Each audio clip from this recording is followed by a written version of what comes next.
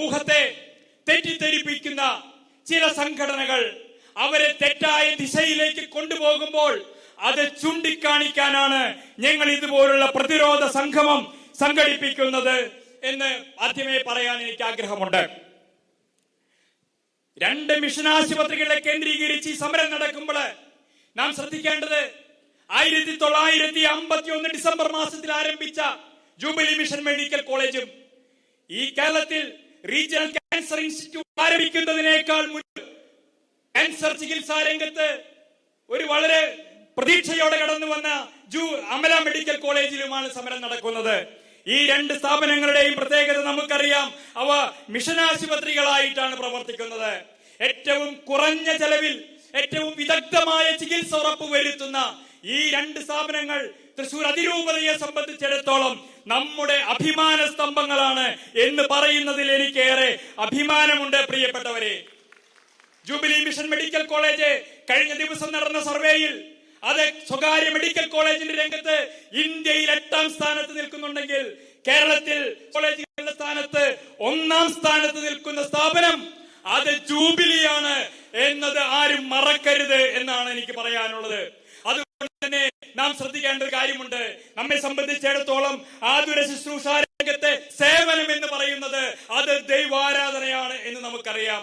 ഈ ചെറിയ സഹോദരന്മാർക്ക് നിങ്ങൾ ചെയ്തു കൊടുത്തപ്പോഴൊക്കെ അത് എനിക്ക് തന്നെയാണ് ചെയ്തത് എന്ന് പറയുന്ന യേശുക്രിസ്തുവിന്റെ വചനങ്ങളാണ് നമ്മെ മുന്നോട്ട് നയിക്കുന്നത്. പ്രിയപ്പെട്ടവരെ, നമുക്ക് ചുറ്റുപാടും കാണുന്ന ആളുകളിൽ ക്രിസ്തുവിന്റെ പ്രതിരൂപം ദർശിക്കാൻ ചുറ്റുമുള്ള ആളുകളിൽ അത് ക്രൈസ്തവനിലല്ല, അത് ക്രൈസ്തവനിൽ മാത്രമല്ല, അത് ജാതി മതഭേദമന്യേ നമ്മുടെ ചുറ്റുപാടും കാണുന്ന ആളുകളിൽ അവൻ ക്രൈസ്തവന്റെ പ്രതിരൂപത്തെ ദർശിക്കുന്ന ഒരു ചിന്താധാരയാണ് ക്രൈസ്തവരുടെ പ്രവർത്തന മേഖല നമുക്കറിയാം.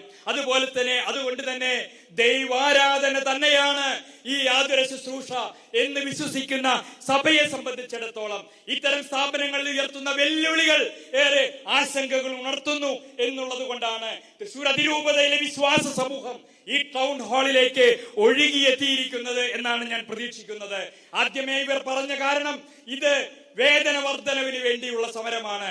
അപ്പോഴാണ് നാം മനസ്സിലാക്കുന്നത് 32,718 രൂപ ഒരു വർഷം പ്രവൃത്തി പരിചയമുള്ള നഴ്സിന് കൊടുക്കുന്ന കേരളത്തിലെ ഏറ്റവും കൂടുതൽ ശമ്പളം കൊടുക്കുന്ന ഒരു സ്ഥാപനമാണ്. പ്രിയപ്പെട്ടവരെ, പബ്ലിക് സർവീസ് കമ്മീഷനിൽ ആയിരക്കണക്കിന് പേർ മത്സര പരീക്ഷ എഴുതി അതിലൂടെ കടന്നു വരുന്ന ഒരു LD ക്ലർക്കിന് സ്ഥിര നിയമനം നൽകുമ്പോൾ അടിസ്ഥാന ശമ്പളം 26,500 രൂപയാണ്. ബിരുദവും ബിരുദാനന്തര ബിരുദവും അധ്യാപക യോഗ്യതയും നേടിയ ഒരു അധ്യാപകന് നൽകുന്നത് 36,500 രൂപയാണ്. NHM ദേശീയ ആരോഗ്യ മിഷൻ അവരുടെ നഴ്സുമാർക്ക് സർക്കാർ ആശുപത്രികളിൽ നൽകുന്നത് 20,500 രൂപയാണ്. എന്തിനേറെ പറയുന്നു, ലക്ഷക്കണക്കിന് പേർ പരീക്ഷ എഴുതുന്ന നീറ്റ് പരീക്ഷയിൽ ഒന്നാമതെത്തുന്ന MBBS-കാരന് നാഷണൽ ഹെൽത്ത് മിഷൻ നൽകുന്നത് 50,000 രൂപയാണ്. MBBS-കാരനെ ഓർക്കണം. അപ്പോഴാണ് നമ്മുടെ സഹോദരങ്ങൾ 40,000 രൂപ അടിസ്ഥാന ശമ്പളവും അലവൻസ് ഉൾപ്പെടെ 62,000 രൂപ ആവശ്യപ്പെടുന്നത് എന്ന്. പ്രിയപ്പെട്ടവരെ, ആ യാഥാർത്ഥ്യം നമ്മൾ തിരിച്ചറിയണം. കുറച്ചു കഴിഞ്ഞപ്പോൾ അവരവരുടെ ലക്ഷ്യം മാറ്റുന്നു. എന്താണ് പറഞ്ഞത്? 40,000 രൂപയല്ല, ഇടക്കാല ആശ്വാസം വേണമെന്ന രീതിയിലേക്ക് മാറുന്നു. പിന്നെ എന്തെങ്കിലുമൊക്കെ തരണമെന്ന രീതിയിലേക്ക് മാറുന്നു. അപ്പോഴാണ് നമുക്ക് മനസ്സിലാകാത്തത് ഈ സമരത്തിന്റെ യഥാർത്ഥ ലക്ഷ്യങ്ങൾ എന്തൊക്കെയാണ് എന്ന് നാം മനസ്സിലാക്കേണ്ടത്. പ്രിയപ്പെട്ടവരെ, കഴിഞ്ഞ 2023 ഒക്ടോബർ മുതൽ 2026 മാർച്ച് വരെയുള്ള 2.5 വർഷക്കാലം അത് കേരളത്തിൽ വിദേശ കുത്തകകൾ നിക്ഷേപിച്ചിരിക്കുന്നത് 6,462 കോടിയാണ്.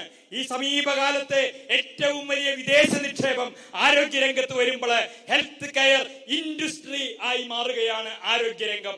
അങ്ങനെ 6,462 കോടി രൂപ നിക്ഷേപിച്ചവനെ അതിന്റെ മുതൽ മുടക്കിന്റെ ഇരട്ടി പിടിച്ചു വാങ്ങണമെങ്കിൽ ബഹുരാഷ്ട്ര കുത്തകകളെയും ബഹുരാഷ്ട്ര ഭീമന്മാരെയും അത് തൃശ്ശൂരിന്റെ മണ്ണിലേക്കും കൊണ്ടുവരേണ്ടതുണ്ട് എന്ന് അവർക്കറിയാം.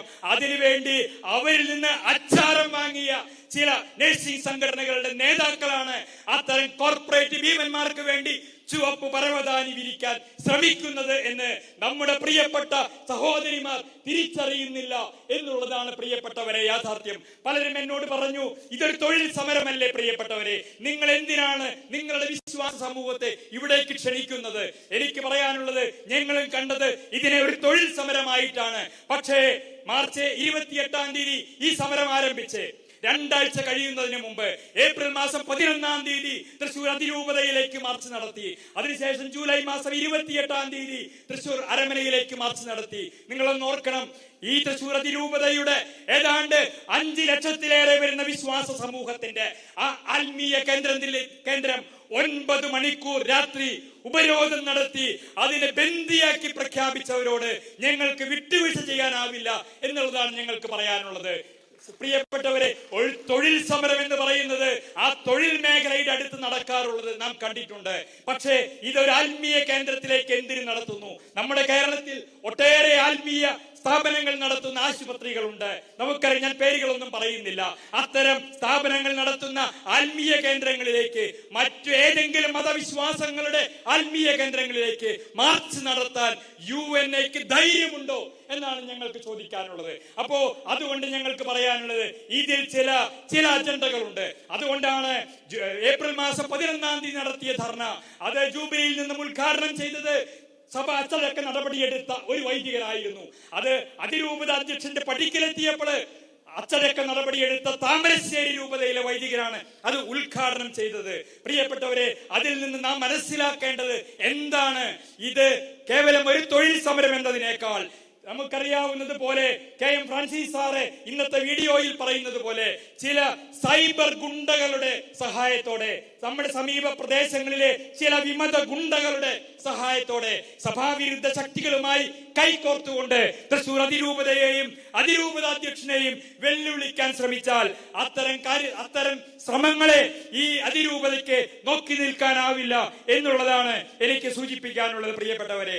അതുകൊണ്ട് തന്നെ ഈ യാഥാർത്ഥ്യങ്ങൾ തിരിച്ചറിയുന്ന 750-ലേറെ ബഹുമാനപ്പെട്ട നഴ്സുമാർ ജൂബിലിയിൽ ജോലി ചെയ്യുന്നുണ്ട്. കേവലം 350 പേർക്ക് മാത്രമാണ് ഇനിയും വെളിച്ചം തിരിച്ചറിയാത്തവർ. പ്രിയപ്പെട്ടവരെ, നാം മനസ്സിലാക്കേണ്ടത്, ബഹുഭൂരിപക്ഷം നഴ്സുമാരും അവിടെ പ്രവർത്തിക്കുകയും കഴിഞ്ഞ ദിവസം 2700 പേർ OP വിഭാഗത്തിൽ കടന്നു വരികയും ചെയ്തു. നമ്മുടെ OP ടിക്കറ്റ് 100 രൂപയാണ് 14 ദിവസത്തേക്ക് എന്നോർക്കണം. 200 രൂപയാണ് സ്പെഷ്യാലിറ്റി വിഭാഗങ്ങളിൽ 14 ദിവസത്തേക്ക്. ഇത്രയും ചുരുങ്ങിയ നിലയ്ക്ക് ഈ ആതുര ശുശ്രൂഷ രംഗത്തെ കൊണ്ടുപോകുന്നുണ്ടെങ്കിൽ അത് തകർക്കാൻ ശ്രമിക്കുന്ന ശക്തികളാണ് ഇവർ എന്നാണ് എനിക്ക് സൂചിപ്പിക്കാനുള്ളത്. 1-2 കാര്യം കൂടി പറഞ്ഞ് ഞാൻ അവസാനിപ്പിക്കുകയാണ് പ്രിയപ്പെട്ടവരെ. നാം കഴിഞ്ഞ ദിവസം കണ്ടു, കത്തോലിക്ക സഭയെ വേദപാഠം പഠിപ്പിക്കാൻ ചില UNA നേതാക്കൾ കടന്നു വന്നിരിക്കുന്നു. ഫേസ്ബുക്കിൽ നവമാധ്യമങ്ങളിലോടും അവരോട് ഞങ്ങൾക്ക് പറയാനുള്ളത്, ഈ സഹോദരിമാരുടെ, നഴ്സിംഗ് സഹോദരിമാരിൽ നിന്നും മാസം തോറും പിരിവെടുത്ത് സാമ്പത്തിക ക്രമക്കേട് നടത്തി ED അറസ്റ്റ് ചെയ്ത് ജയിലിൽ അടയ്ക്കപ്പെട്ടവർ, അവർ കത്തോലിക്ക സഭയെയും തൃശൂർ അതിരൂപതയെയും വേദപാഠം പഠിപ്പിക്കാൻ വരല്ലേ എന്നാണ് ഞങ്ങൾക്ക് പറയാനുള്ളത്. ഇന്നലെ കേരള കത്തോലിക്ക യുവജന പ്രസ്ഥാനത്തിന്റെ ഒരു പ്രകടനം നടന്നപ്പോൾ ആ പ്രകടനത്തിലെ ചാഞ്ഞും ചെരിഞ്ഞും ചിത്രങ്ങൾ എടുത്ത് ആളുകളില്ല എന്ന് നിലവിളിച്ചവർ, അവരോട് ഞങ്ങൾക്ക് ഒരു കാര്യം പറയാനുണ്ട്. നിങ്ങൾക്ക് സഭയുടെ ചരിത്രം അറിയില്ല. അത് മതമർദ്ദനത്തിന്റെ നാളുകളിൽ രക്തസാക്ഷികളുടെ ചുടുദിനങ്ങളിൽ വളർന്ന സഭയാണിത്. ആധുനിക കാലഘട്ടങ്ങളിൽ നമുക്കറിയാം, 1945 തിരുവിതാംകൂറിലെ അവസാനത്തെ ദിവാനായിരുന്ന സർ CP-ക്കെതിരെ വിദ്യാഭ്യാസ പ്രക്ഷോഭം നയിച്ചത് ജെയിംസ് കാളാശ്ശേരി പിതാവാണ്. 57 വിദ്യാഭ്യാസ പ്രക്ഷോഭത്തിന്റെ പേരിൽ ഒരു സർക്കാർ തകർന്നു വീണത് അത് കേരളത്തിലാണ്. 1972 അഭിമന്യ മാർ ജോസഫ് കുണ്ടുകുളം പിതാവ് പടം നയിച്ച കോളേജ് സമരം അത് തൃശൂരിന്റെ മണ്ണിലാണ് ആരംഭിച്ചത്. 1986 പ്രിയപ്പെട്ടവരെ, ക്രിസ്തുവിന്റെ 6-ാം തിരുവിനെതിരെയുള്ള പ്രതിഷേധത്തിന്റെ ആഞ്ഞടിച്ചത് ഈ സാംസ്കാരിക നഗരത്തിൽ നിന്നാണ്. 2006 സ്വാശ്രയ സമരത്തിനെതിരെ, ന്യൂനപക്ഷങ്ങളുടെ അവകാശങ്ങൾക്ക് വേണ്ടിയുള്ള പോരാട്ടങ്ങൾ നടന്നത് ഈ സാംസ്കാരിക നഗരത്തിൽ നിന്നാണ്. ഒരുപക്ഷെ അവർക്ക് ചരിത്രം അറിയുന്നുണ്ടാവില്ല.